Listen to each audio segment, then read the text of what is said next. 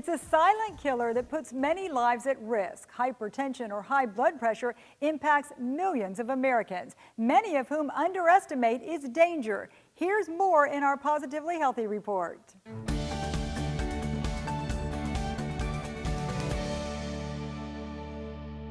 Considering all the things we stress over, hypertension is generally not one of them. But doctors say maybe we should. High blood pressure can cause a serious health crisis, even death if it's not properly treated. It's kind of known as a silent killer in a way. A lot of people aren't aware that they have the diagnosis. 40% of people walk around not knowing that they have any symptoms at all. So it oftentimes is asymptomatic, and people can come in with very high blood pressures none the wiser, and they're really putting themselves at risk. At risk for heart disease, kidney disease, and stroke.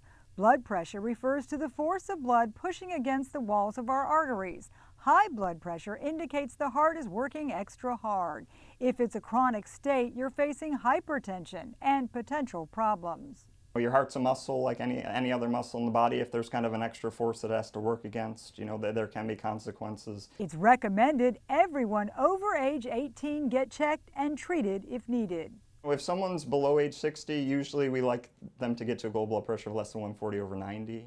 And again, above age 60, less than 150 over 90. That's usually what we consider in terms of starting medication. Physicians will often use readings on 2 separate visits to make a diagnosis because some people experience a hike in blood pressure during a doctor visit. It's called white coat hypertension. Studies now find its occurrence may also be a red flag. There's some data to suggest it may not be as benign as once thought. It used to be thought, it's nothing to worry about. It's just, from that stress of coming to the doctor's office. But there is actually maybe a small increased risk for stroke, even in that setting. Recognizing the risk and reducing it alleviates the pressure on your heart.